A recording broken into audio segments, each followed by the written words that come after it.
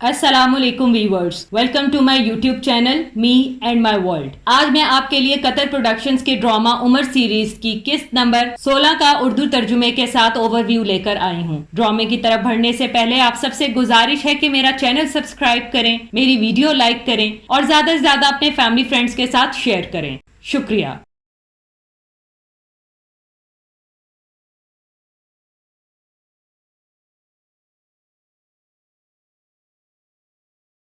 اس قسط کا آغاز خالد اور عمر سے ہوتا ہے۔ دونوں مدینہ پہنچ جاتے ہیں۔ مدینے کے لوگ ان کا استقبال کرتے ہیں۔ حضرت عمر فاروق رضی اللہ تعالیٰ عنہ اور الولید رضی اللہ تعالیٰ عنہ بھی وہاں پہنچ کر ان کو گلے لگاتے ہیں۔ الولید رضی اللہ تعالیٰ عنہ اپنے بھائی خالد کو کہتا ہے کہ آج تم سے مل کر مجھ سے زیادہ کوئی بھی خوش نہ ہوگا سوائے خدا کے رسول کے۔ ہم نے تمہارے یہاں آنے کی خبر سن لی تھی۔ خدا کا شکر ہے کہ اس نے تمہیں سیدھی راہ دکھائی۔ حضرت عمر فاروق رضی اللہ تعالیٰ عنہ فرماتے ہیں خالد اکیلا نہیں ہے جس کی ذہانت اسلام کے علاوہ کہیں اور کی راہ دکھائے۔ تمہیں خوش آمدید ابو سلیمان۔ حضرت عمر فاروق رضی اللہ تعالیٰ عنہ ان کو حضور اکرم صلی اللہ علیہ وآلہ وسلم کے حضور پیش کرتے ہیں، جہاں خالد کہتا ہے یا رسول اللہ، میں شہادت دیتا ہوں کہ خدا کے سوا کوئی عبادت کے لائق نہیں اور یہ کہ آپ اللہ کے رسول ہیں۔ آپ نے دیکھا کہ ان جنگوں میں کیسے حق کے خلاف لڑا۔ خدا سے دعا کریں کہ وہ مجھے معاف کر دے۔ عمر آگے بڑھتے ہیں اور کہتے ہیں یا رسول اللہ، میں شہادت دیتا ہوں کہ خدا کے سوا کوئی عبادت کے لائق نہیں اور آپ اللہ کے رسول ہیں۔ میری بھی یہی التجا ہے جو خالد نے کی، ہمارے لیے دعا کریں۔ وہاں موجود تمام اصحابہ اللہ اکبر کے نعرے لگاتے ہیں۔ اس منظر میں صفوان اکرمہ سے کہتا ہے کہ محمد صلی اللہ علیہ وآلہ وسلم کی ہجرت کے بعد سے ہمیں کبھی اتنا بڑا نقصان نہیں ہوا جتنا خالد اور عمر کے جانے سے ہوا ہے۔ قریش کا سپہ سالار اور ان کی ذہانت دونوں چلے گئے۔ ہم لوگ اب تعداد میں تھوڑے ہیں، ایک اونٹ کا گوشت ہم سب کے لیے کافی ہے اور ہم اس لومڑی کی طرح ہو گئے ہیں جو اپنے ہی سوراخ میں رہتی ہے اور ایک بالٹی پانی سے باہر نکل آئے گی۔ مجھے ڈر ہے کہ اس سال کے گزرنے سے پہلے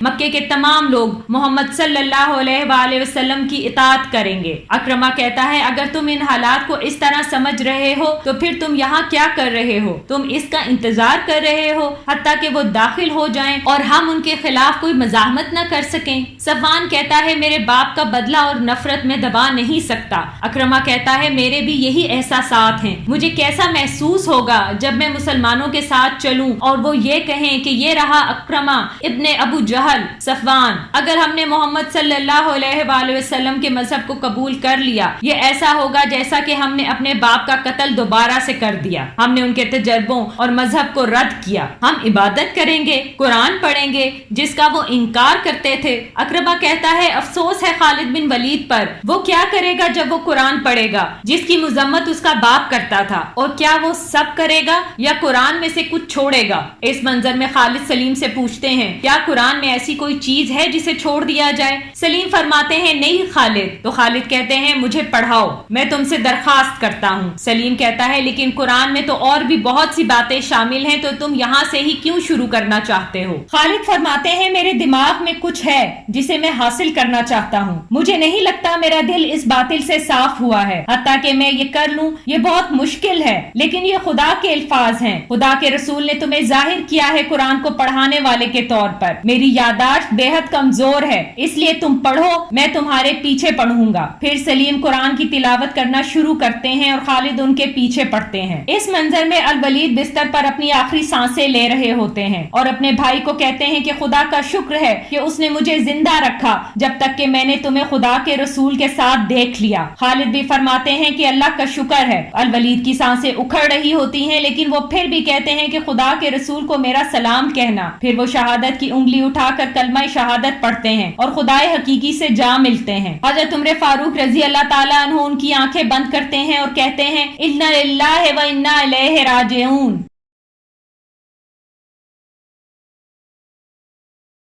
اس منظر میں مکے کے قریب ایک مقام الوطیر پر ایک تجارتی قافلہ آرام کر رہا ہوتا ہے کہ بکر قبیلہ ان پر حملہ کر دیتا ہے۔ ابو سفیان مجلس میں آتا ہے اور کہتا ہے کس نے بکر قبیلے کو ہتھیار اور آدمی دیے کہ وہ خزا کے آدمیوں کو قتل کریں؟ کیا صفوان تم نے؟ صفوان کہتا ہے نہیں، میں نے نہیں۔ ابو سفیان کہتا ہے تو پھر کس نے؟ کیا اکرمہ تم نے؟ اکرمہ جواب دیتا ہے نہیں، میں نے ایسا کچھ نہیں کیا۔ ابو سفیان چلاتا ہے تو پھر کس نے کیا؟ ہمیں پتہ چلا ہے کہ اس شرمناک عمل में कुरैश के लोगों ने बकर कबीले की मदद की है। तुम लोग जानते हो कि सुलह हुदैबिया में बकर हमारे और खिजा कबीला मोहम्मद सल्लल्लाहु अलैहि वसल्लम के इत्तेहादी हैं। अब तुम लोगों ने मुआहदे की खिलाफ वर्जी की है। अब अगर खिजा मोहम्मद सल्लल्लाहु अलैहि वसल्लम की हिमायत मांगेंगे तो मोहम्मद सल्लल्लाहु अलैहि वसल्लम यकीनी तौर पर उनकी हिमायत करेंगे। अब तुम लोग क्या करोगे? इस मंजर में खिजा कबीले का सरदार अमर इब्ने सलीम मोहम्मद सल्लल्लाहु अलैहि वसल्लम के पास आता है और कहता है, जनाब अली,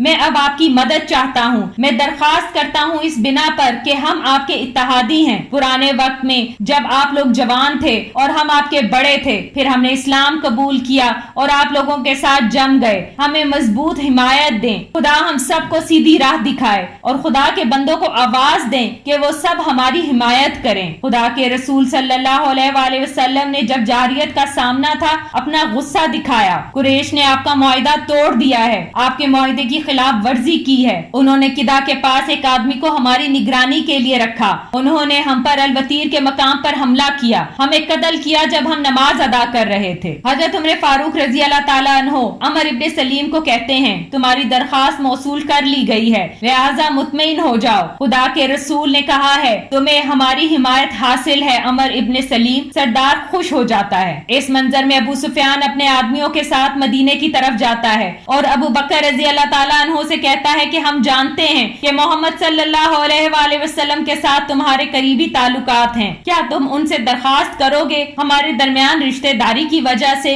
कि इस गलती को नजरअंदाज करें, अमन मुआहदे की तस्दीक और उसकी म्याद बढ़ा दें? अबू बकर रजी अल्लाह ताला अन्हो फरमाते हैं, मैं ये नहीं कर सकता। फिर अबू सुफियान उमर फारूक रजी अल्लाह ताला अन्हो के पास आता है। उमर रजी अल्लाह ताला अन्हो फरमाते हैं, तुम खुदा के दुश्मन, तुम ये चाहते हो कि मैं खुदा के रसूल से तुम्हारी सिफारिश करूं? खुदा की कसम मैं इसी वक्त तुम्हें कत्ल कर दूं अगर वो मुझे हुक्म दे। यहाँ से चले जाओ, अल्लाह हमारे दरमियान मामलात को हल करे। ये कहकर उमर रजी अल्लाह ताला अन्हो वहाँ से चले जाते हैं। अबू सुफियान हजरत अली रजी अल्लाह ताला अन्हो के पास आते हैं और कहते हैं, अली रजी अल्लाह ताला अन्हो, तुम मेरे करीबी रिश्तेदार हो, मैं यहाँ एक हाजित के तहत आया हूँ, मैं खाली हाथ नहीं जाना चाहता। क्या तुम मेरा मामला मोहम्मद सल्लल्लाहु अलैहि वसल्लम के पास ले जाओगे? अली रजी अल्लाह ताला अन्हो फरमाते हैं, अबू सुफियान, खुदा के रसूल ने फैसला ले लिया है और हम में से कोई भी इसमें बोल नहीं सकता। अबू सुफियान कहता है, अबू अल हसन, मामलात मेरे लिए बहुत मुश्किल हो गए हैं, मुझे तुम्हारी नसीहत चाहिए। अली रजी अल्लाह ताला अन्हो फरमाते हैं, खुदा की कसम मैं कुछ ऐसा नहीं जानता जो तुम्हारी मदद कर सके। तुम अपने लोगों के सरदार हो, जाओ और लोगों के दरमियान अमन का ऐलान करो और उसके बाद घर जाना। अबू सुफियान कहता है, क्या ये अमल काम करेगा? अली रजी अल्लाह ताला अन्हो फरमाते हैं, मुझे नहीं लगता, लेकिन मैं ये समझता हूँ कि इसके अलावा तुम्हारे लिए कोई दूसरा रास्ता नहीं। इस मंजर में अबू सुफियान लोगों से कहता है कि ए लोगो, मैं अमन का ऐलान करता हूँ। जब ये खबर लेकर अबू सुफियान मजलिस में आता है तो सुहेल पूछता है, क्या मोहम्मद सल्लल्लाहु अलैहि वसल्लम ने इसे कबूल किया?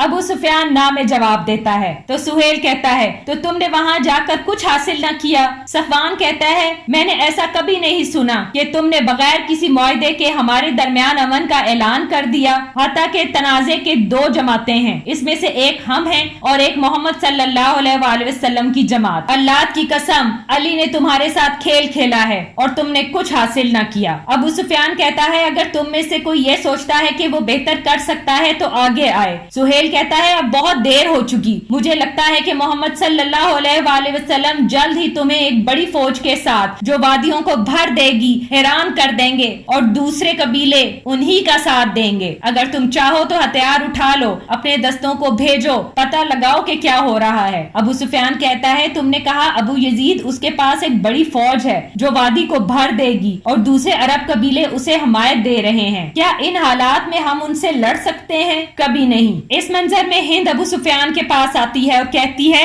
अबू सुफियान तुम बूढ़े हो गए हो, तुम्हारी ताकत जायल हो गई है। अबू सुफियान कहता है, मुझे मेरी परेशानियों के साथ अकेला छोड़ दो हिंद, आज का दिन भी दूसरे दिनों की तरह था जो गुजर गया। मोहम्मद सल्लल्लाहु अलैहि वसल्लम अब बहुत बड़ी सल्तनत के सरबराह हैं। हिंद कहती है, और तुम उनके नीचे रहोगे? अगर उन्होंने तुम्हें जिंदा छोड़ दिया, वो तुम्हारे मामले में वही करेंगे जो उन्हें राजी करेगा। वो तुम्हें हुक्म देंगे और तुम मानोगे। अगर वो तुम्हें उसे दे दें जो कभी हमारा गुलाम था और वो तुम्हें हुक्म दे तो कैसा लगेगा? अबू सुफियान कहता है, मोहम्मद सल्लल्लाहु अलैहि वसल्लम लोगों के नसब की इज्जत करते हैं। हिंद कहती है, کیا تمہیں ایسا لگتا ہے کہ اگر تم ان کی حکمرانی قبول کر لوگے تو وہ باقی صحابہ جیسا تمہیں بھی مقام دیں گے؟ اگر وہ تمہیں ویسا درجہ دیں بھی تو یہ تمہارے لیے ذلت کا مقام ہوگا۔ کیا ابو سفیان قریش اور کنان کا سربراہ ان معمولی لوگوں میں سے ایک ہوگا؟ میں خدا کا شکر ادا کرتی ہوں کہ میرا باپ اس طرح کی ذلت دیکھے بغیر مر گیا۔ ابو سفیان کہتا ہے، کیا لوگوں نے تمہارے باپ کی نصیحت لی؟ اگر اس وقت لی ہوتی تو آج ہم اس صورتحال کو نہ پہنچتے۔ انہوں نے کہا تھا کہ محمد صلی اللہ علیہ وآلہ وسلم کو اپنا پیغام عرب تک پہنچانے دو، اگر وہ قتل ہو جائیں گے تو ہماری مشکلات ختم ہو جائیں گی، اور اگر وہ جیت جاتے ہیں تو ان کا جلال اور عزت بھی ہماری ہوگی۔ لوگوں نے کیا کیا؟ اتبا کا بھروسہ نہیں کیا بلکہ اسے بزدل قرار دے دیا۔ ہند کہتی ہے، لیکن جب مشکل آن پڑی تو میرے باپ نے عزت کے ساتھ مرنا پسند کیا۔ آج ابو سفیان کسی بھی طرح میرے باپ کا مقابلہ نہیں کر سکتا۔ خدا کی قسم اگر تم پیچھے ہٹ گئے اور محمد سے جنگ ختم کی تو تم سب سے برے شوہر ہوگے۔ اور یہ کہہ کر ہند چلی جاتی ہے۔ اس منظر میں حضرت عباس رضی اللہ تعالیٰ عنہ ابو سفیان کو لے کر حضرت محمد صلی اللہ علیہ وآلہ وسلم کے قافلے کے پاس آتے ہیں، جہاں عمر رضی اللہ تعالیٰ عنہ ان سے کہتے ہیں، خدا کا شکر ہے وہ تمہیں ذلیل و خوار اور ہارا ہوا لے کر آیا ہے۔ یہ کہتے ہوئے حضرت عباس رضی اللہ تعالیٰ عنہ انہیں روک دیتے ہیں اور کہتے ہیں کہ اس کا تعلق ادی قبیلے سے نہیں، اسی لیے تم یہ سب کہہ رہے ہو۔ اگر اس کا تعلق ادی قبیلے سے ہوتا تو تم ایسا ہرگز نہ کہتے۔ عمر رضی اللہ تعالیٰ عنہ کہتے ہیں، رک جاؤ عباس، خدا کی قسم جب تم نے اسلام قبول کیا تھا تو میں خوش تھا، اتنا تو میں اپنے باپ الخطاب کے مسلمان ہونے پر بھی خوش نہ ہوتا۔ یہ نسب میرے لیے کوئی معنی نہیں رکھتا، میرا اور کوئی مقصد نہیں، بس میں یہ جانتا ہوں کہ رسول خدا تم سے کتنی محبت کرتے ہیں، تم ان کے چچا ہو، تم مسلمان ہوئے تو یہی بات میرے لیے خوشی کا باعث تھی۔ حضرت عباس رضی اللہ تعالیٰ عنہ یہ سن کر خاموش ہو جاتے ہیں اور ابو سفیان کو محمد صلی اللہ علیہ وآلہ وسلم کے پاس لے جاتے ہیں۔ ابو سفیان کہتا ہے، آپ کتنے بردبار، بے لوث اور اچھے ہیں۔ ہاں میں جانتا ہوں خدا کا کوئی شریک نہیں۔ حضرت عباس رضی اللہ تعالیٰ عنہ کہتے ہیں، اور کیا تم یہ شہادت نہیں دو گے کہ یہ خدا کے رسول ہیں؟ ابو سفیان کہتا ہے، اس معاملے میں میرے ابھی بھی کچھ شکوک ہیں۔ حضرت عباس رضی اللہ تعالیٰ عنہ کہتے ہیں، اور کیا؟ تسلیم کرو کہ اللہ کے سوا کوئی عبادت کے لائق نہیں اور محمد خدا کے رسول ہیں۔ یہ سب واضح ہو چکا ہے ابو سفیان۔ ابو سفیان اس کے بعد شہادت دیتا ہے کہ اللہ کے سوا کوئی عبادت کے لائق نہیں، اور ساتھ یہ بھی شہادت دیتا ہوں کہ محمد صلی اللہ علیہ وآلہ وسلم اللہ کے رسول ہیں۔ حضرت عباس رضی اللہ تعالیٰ عنہ کہتے ہیں، اے لوگو، ابو سفیان نے اسلام قبول کر لیا اور شہادت بھی دے دی۔ عمر فاروق رضی اللہ تعالیٰ عنہ ابو بکر رضی اللہ تعالیٰ عنہ سے کہتے ہیں، خدا کی قسم ابو سفیان نے یہ سب صرف ڈر کی وجہ سے کیا ہے۔ ابو بکر رضی اللہ تعالیٰ عنہ فرماتے ہیں، ہم اس کے دل میں جھانک کر نہیں دیکھ سکتے کہ وہ واقعی میں سچا ماننے والا ہے، ہم وہی لے سکتے ہیں جو اس کے چہرے پر نمایاں ہو۔ دوسری طرف ہم مکے میں امن کے ساتھ جا سکیں گے، ہم اس کا دل خدا پر چھوڑتے ہیں۔ دوسری طرف ابو جندل رضی اللہ تعالیٰ عنہ کہتے ہیں، میں یہی سے مکے کی ہواؤں کو محسوس کر سکتا ہوں۔ عبداللہ رضی اللہ تعالیٰ عنہ کہتے ہیں، صبر کرو بھائی، وہ وقت دور نہیں جب ہم اپنے گھر میں ہوں گے انشاءاللہ، لیکن میں سوچ رہا ہوں کہ ہمارے والد کیا کریں گے۔ خالد رضی اللہ تعالیٰ عنہ کہتے ہیں، صفوان میرا چچا زاد بھائی اکرمہ یہ کیا کریں گے؟ سلیم رضی اللہ تعالیٰ عنہ جواب دیتے ہیں، اب وہ کیا کر سکتے ہیں جبکہ ابو سفیان نے اسلام قبول کر لیا ہے۔ خالد رضی اللہ تعالیٰ عنہ کہتے ہیں کہ مجھے ان کے اڑیل ہونے سے خوف آتا ہے، اگر وہ مسلمان ہو بھی گئے تو شکوک میں پڑے رہیں گے۔ اس منظر میں ابو سفیان مکے میں آتا ہے اور کہتا ہے، قریش کے لوگوں، محمد صلی اللہ علیہ وآلہ وسلم ایک فوج کے سربراہ ہیں اور وہ آ رہے ہیں۔ انہوں نے یہ اعلان کیا ہے کہ جو کوئی بھی ابو سفیان کے گھر میں داخل ہوگا اس کو پناہ حاصل ہے۔ ہند آتی ہے، کہتی ہے، تم شیطان سردار ہو، کون قریش کا بدلہ لے گا؟ ابو سفیان کو قتل کر دو، اس نے بزدلوں کی طرح برتاؤ کیا ہے، اس نے تمہیں تمہارے دشمنوں کے حوالے کر دیا۔ ابو سفیان کہتا ہے، یہ عورت تمہیں دھوکہ نہیں دے سکتی، وہ آ رہے ہیں اور تمہارا ان کا کوئی مقابلہ نہیں، جو کوئی ابو سفیان کے گھر میں داخل ہوگا اس کو پناہ حاصل ہے۔ صفوان کہتا ہے، خدا تمہیں قتل کرے، ہم سب تمہارے گھر میں کیسے آ سکتے ہیں؟ ابو سفیان کہتا ہے، انہوں نے یہ بھی فرمایا ہے کہ جو کوئی اپنے گھر کا دروازہ بند کرے گا وہ بھی حفاظت میں ہے۔ اکرمہ کہتا ہے، تو پھر لوگ تمہارے گھر کا استعمال کیوں کریں گے جب وہ اپنے گھر میں محفوظ ہیں؟ ہند کہتی ہے، ابو سفیان تم نے محمد سے وہ لیا جس سے تم اپنی شرم اور بزدلی کو چھپا سکتے ہو۔ ابو سفیان کہتا ہے، جو کوئی بھی مسجد میں داخل ہوگا وہ بھی محفوظ ہے۔ یہ سن کر कर सब लोग चले जाते हैं। अबू सुफियान हिंद को कहता है घर जाओ अगर घर जाना चाहती हो। हिंद कहती है कि हाँ, अगर मैं महफूज रहना चाहती हूँ तो मुझे अबू सुफियान के घर जाना पड़ेगा, लेकिन अगर मैं चाहूँ तो।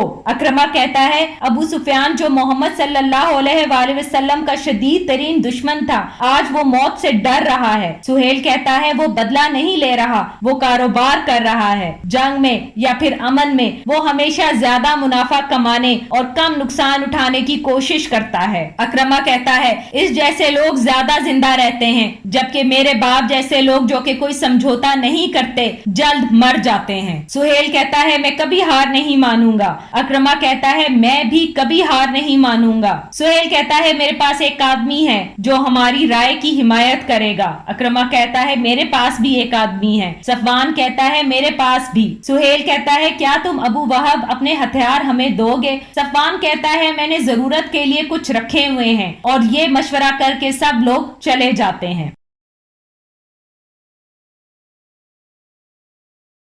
दूसरी तरफ तमाम मुसलमान मक्के की तरफ जा रहे होते हैं और नारा लगाते हैं अल्लाहु अकबर अल्लाहु अकबर। मुसलमान मक्का में दाखिल होते हैं तो सुहेल इब्ने अमर और उसके साथी उन सब पर हमला करते हैं, लेकिन मुसलमान उनको खून में लथपथ कर देते हैं। सुहेल, अक्रमा और सफवान भाग जाते हैं। खालिद रजी अल्लाह ताला अन्हो, हजरत उमर फारूक रजी अल्लाह ताला अन्हो, अबू बकर सिद्दीक रजी अल्लाह ताला अन्हो, सब सहाबा आगे बढ़ते हैं और बुतों को तोड़ देते हैं। बिलाल रजी अल्लाह ताला खाना काबा की छत पर खड़े होकर आजान देते हैं और फिर सब खाना काबा का तवाफ करते हैं। उमर फारूक रजी अल्लाह ताला अन्हो मक्के की गलियों में कहते हैं ए अहले मक्का बाहर आओ और मस्जिद में खुदा के रसूल से मिलो, तुम सब महफूज हो। अहले मक्का अपने अपने घरों से बाहर निकलकर मस्जिद की तरफ जाने लगते हैं। इस मंजर में अबू सुफियान अपनी बीवी हिंद के पास आता है। हिंद कहती है क्या सब खत्म हो गया? अबू सुफियान कहता है कि हाँ सब खत्म हो गया हिंद, खुदा की कसम वो अच्छे और लोगों के साथ बहुत हमदर्द हैं। उन्होंने लोगों को तफसीली बताया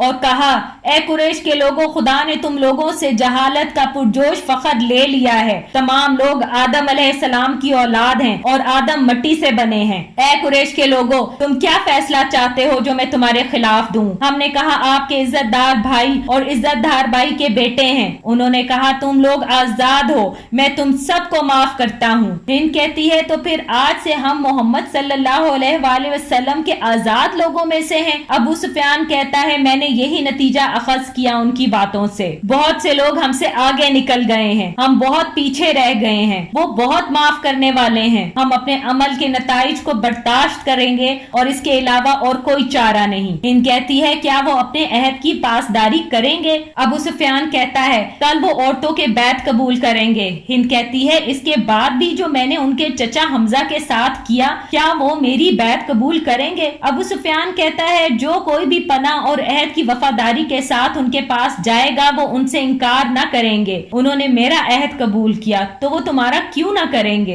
हिंद कहती है क्या तुम्हारा दिल अपने अबाओ अजदाद के मजहब से साफ हो जाएगा? अबू सुफियान कहता है हाँ बिल्कुल, क्योंकि उसका कुछ बाकी नहीं रहा। अगर वो सच्चा होता तो मुझे फायदा पहुंचाता। अभी मेरा दिल इस्लाम से शराबूर नहीं हुआ, वक्त लगेगा इसमें, लेकिन अब मैं मुसलमान हूँ। मैं जारी रखूंगा उसके खिलाफ जिससे मैंने सालों मोहब्बत की, जो मेरी जिंदगी का हिस्सा ज्यादा रहा। मैं मक्के के आसपास देखूंगा, अपने माजी के सालों को देखूंगा जो हर कोने में मुझे नजर आएगा। मैं जिंदगी को सिर्फ इस्तेमाल की गर्ज से देख रहा हूँ और मैंने लोगों को देखा, अदबा इब्ने रबी को, अबू अल हकम को, अल वलीद को, उमैया इब्ने खिलाफ को, अबू तालिब को। मैंने देखा उमर इब्ने खिताब रजी अल्लाह ताला अन्हो कुरैश के सफीर। मैंने देखा बिलाल जो पानी के बर्तन कल तक उठाता था, आग जलाता था। मैंने देखा खालिद इब्ने वलीद को जो कुरैश का सिपह सलार था और अमर इब्ने अल आस को जो कुरैश की जहानत था।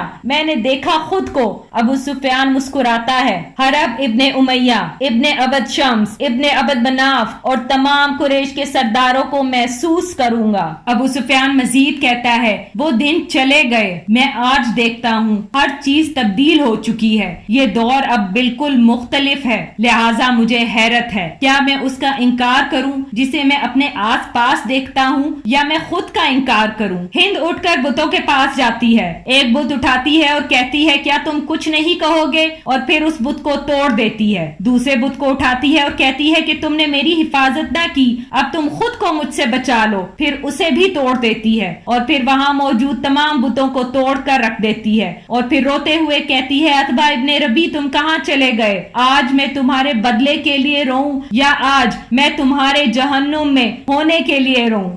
اس کے ساتھ ہی اس قسط کا اختتام ہوتا ہے۔ آخر میں آپ سب سے گزارش ہے کہ میرا چینل سبسکرائب کریں، میری ویڈیوز لائک کریں اور زیادہ سے زیادہ اپنے فیملی فرینڈز کے ساتھ شیئر کریں۔ اگلی قسط تک کے لیے اپنا خیال رکھیں۔ شکریہ۔